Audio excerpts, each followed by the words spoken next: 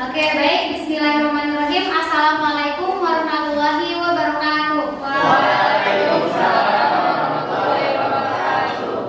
Apa kabarnya hari ini? Alhamdulillah, luar biasa. Allahu Akbar. Ibu punya jargon masih ingat nggak? Ingat. Ya, ingat. Ibu bilang fisika, kalian jawab? Asik. Terus ya. Fisika. Udah semangat? Oke, tes dulu ya fokusnya. Siap? Oke, darat, laut, udara, darat, laut, udara, darat, laut, udara, darat, laut, udara, darat, laut, udara, darat.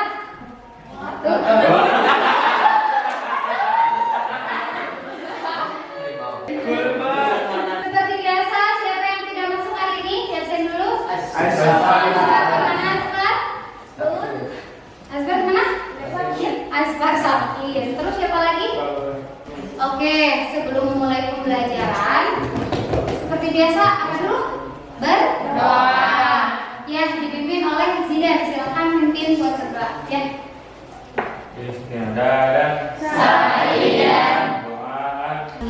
Semoga dengan doa yang kita panjatkan, ilmu yang kita dapatkan hari ini membawa keberkahan dan manfaat bagi kita semua. Amin.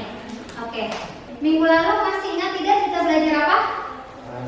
Kita belajar tentang gerak melingkar beraturan. Apa saja syarat supaya sebuah benda dapat bergerak melingkar beraturan? Ya, Jahat? Syarat sebuah benda dalam mereka peraturan yaitu besaran kecepatan sudut dan kecepatan linear yang tetap. Betul ya. Sekarang kita akan belajar tentang gerak melingkar berubah beraturan. Nah, apa sih manfaatnya? Manfaatnya dapat kalian lihat ya di slide di sana. Itu adalah salah satu manfaat pembelajaran hari ini ya. Bayangkan oleh kalian kalau misalkan mobil atau motor tidak ada rodanya, gimana? Bisa jalan ya. Nah, itu adalah salah satu manfaatnya, yaitu penerapan roda itu menerapkan konsep dari gerak melingkar berubah beraturan. Nah, untuk tujuan pembelajarannya kalian bisa lihat di sana. Untuk tujuan pembelajaran yang pertama kalian dapat lihat ya di sana. Dengan melalui kegiatan model problem based learning atau PBL dengan penerapan pendekatan saintifik dan diskusi kelompok, nanti kalian mampu menganalisis kecepatan sudut, kecepatan linear, percepatan sudut, dan percepatan linear pada gerak melingkar berubah beraturan. Sampai di sini ada yang mau ditanyakan? Tidak ada? Oke, lanjut. Gimana sih alur kegiatan pembelajarannya ya? Oke, kita bisa lihat. Nah, yang pertama nanti kalian akan mengamati video ya, mengamati tayangan video terkait dengan materi gerak melingkar berubah beraturan. Kemudian setelah mengamati, nanti kalian ajukan pertanyaan. Kita lihat dulu apa videonya ya.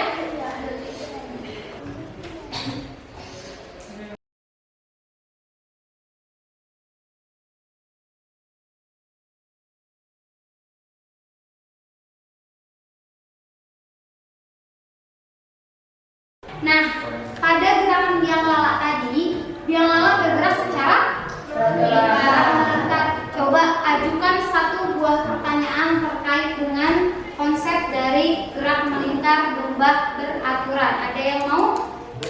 Iya, Faiza? Ibu, kenapa pada saat awal bergerak biang lala sepertinya pelan, tapi semakin lama makin duluan?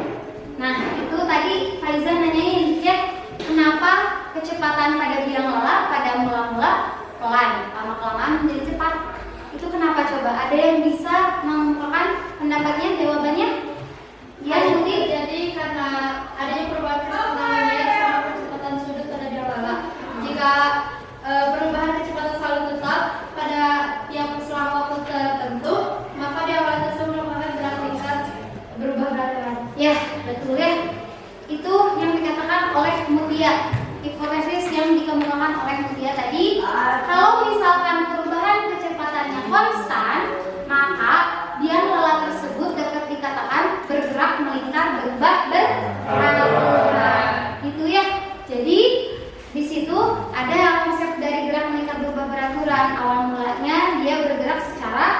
lambat. Lama-kelamaan bergerak secara cepat. Itu konsep dari gerak mengikat bentuk beraturan. Oke, ya. Oke, ya tadi kalian sudah mengemukakan pertanyaan dan juga hipotesis ya. Pertanyaan dari Faiza dan juga hipotesis yang dikemukakan oleh Mutia. Selanjutnya, nanti pertanyaan dan hipotesis tersebut kalian tulis ke dalam LKPD, lalu diskusikan secara kelompok ya. Kemudian, untuk menguji hipotesis itu betul atau tidak, maka kalian lakukan praktikum virtual atau PET simulation. Nanti kasih linknya ya. Kalian akses melalui Chromebook yang sudah ada di meja masing-masing kelompok ya. Ibu tadi sudah membagikan lembar kegiatan peserta didik atau LKPD dan bahan ajar. Silahkan kalian baca terlebih dahulu bahan ajarnya, kemudian baca prosedur yang ada pada LKPD, ya prosedurnya. Kemudian nanti kalian lakukan praktikum. Oke, semuanya lihat dulu ke depan. Praktikum gerak mengikat berubah beraturan. Nanti kalian akses link di bawah petcolorado.edu dan lain-lainnya. Nah, itu nanti kalian diakses di masing-masing laptopnya. Nanti di situ ada apa itu show graphs ya. Nah, show graphsnya itu kalian klik yang kedua, yang ada peta, omega dan juga alpha. Gitu ya. Kemudian ada simbol K, di sana ada simbol K. Ya, kliknya yang radians, bukan yang degree. Ya. Kemudian nanti kalian rubah-rubah yang alpha-nya, yang angular acceleration-nya. Ya, dirubah sesuai dengan yang ada pada LKPD. Di sana ada poin masalah. Ya, nanti kamu ubah. Kemudian nanti kamu coba berapa, mau itu 0,01 meter per second kuadrat, mau itu 2, 3 dan seterusnya. Lihat bagaimana perubahan grafiknya. Ya, lalu kemudian jawab pertanyaan yang ada pada LKPD. Seluruh pertanyaan yang ada pada LKPD kalian jawab ya setelah mengerjakan praktikum.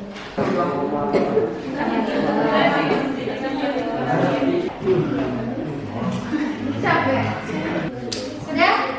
Sudah semua ini? Sudah Bu. Sudah?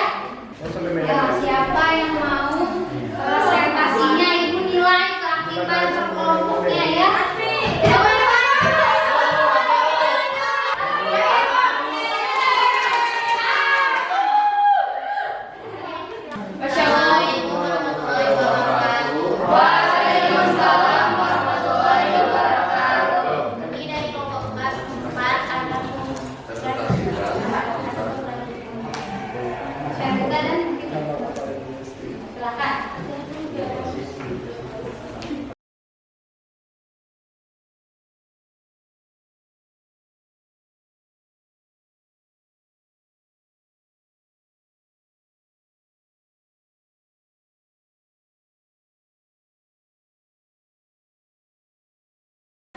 Jadi gimana kesimpulannya?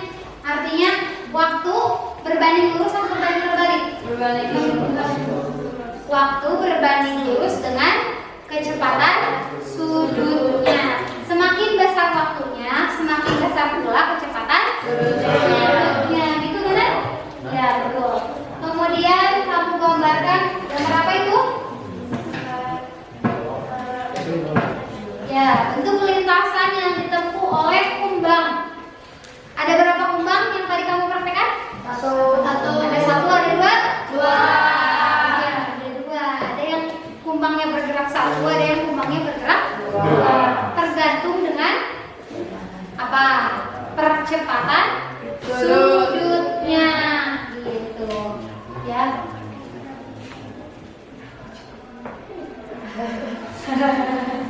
Gambarnya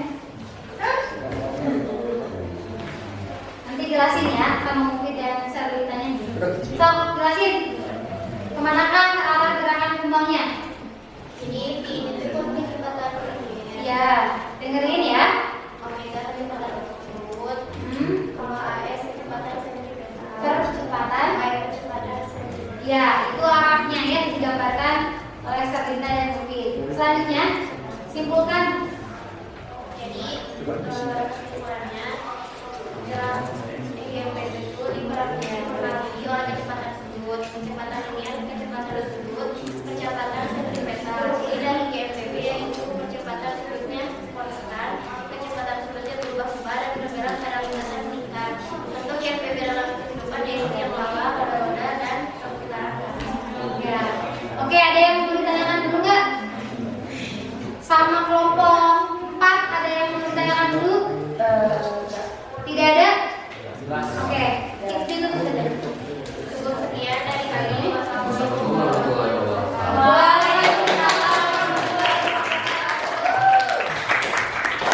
Oke, tadi hasilnya sama semua? Sama ya. Dari kelompok 1, kelompok 2, kelompok 3, kelompok 4 hasilnya menunjukkan diagram yang sama, diagram diagonal seperti ini ya. Artinya gerak melingkar berubah beraturan itu dipengaruhi oleh kecepatan sudut ya, kecepatan linear, kemudian percepatan sudut dan percepatan linear. Oke, kalian lihat di slide sana. Gerak melingkar dibagi menjadi 2. Ada gerak melingkar beraturan, ada gerak melingkar berubah beraturan. Nah, di sini kita akan bahas yang gerak melingkar berubah beraturan ya. Sampai di sini ada yang mau ditanyakan? Ya? Tidak ada? Betul? Paham? Coba siapa yang mau menyimpulkan dari hasil pembelajaran kita hari ini? Bagaimanakah kesimpulannya? Ayo, siapa yang mau menyimpulkan? Cung, tangan, acungkan tangan. Ya, bagaimana Kak? GMPB itu dipengaruhi oleh 4, yaitu kecepatan sudut, linear, sama percepatan sudut dan percepatan sentripetal. Ya, betul. Ciri dari GMPB yaitu percepatan sudutnya konstan, sedangkan kecepatan sudutnya berubah-ubah. Ya. Contoh dari GMPB adalah roller coaster, roda-roda sama gasing. Ya, tadi biang lala masuk tidak? Masuk ya. Nah, ada yang mau ditanyakan lagi terkait dengan GMPB? Cukup? Oke, kalau cukup, saatnya apa? Evaluasi. Kita saatnya evaluasi ya. Kita latihan soal dulu ya. Nomor 1, dibacakan soalnya oleh Nadmi. Nadmi bacakan soalnya. 15 kali yang bersihkan. Benda tersebut berada 10 cm dari sumber putar. Berapa percepatan total yang ditempuh tepat pada saat berada di waktu T sama dengan 0,4 second. Iya, second. Coba sekarang boleh dipotret ya, diketahuinya berapa, ditanyakannya berapa. Ini latihan soal ya. Ini baru latihan soal, nanti kalian evaluasi ya masing-masing. Selanjutnya kita lihat kerjakan soal evaluasi di Google Form. Di sana hasilnya kerjakan masing-masing. Ya, nanti gantian motornya ya.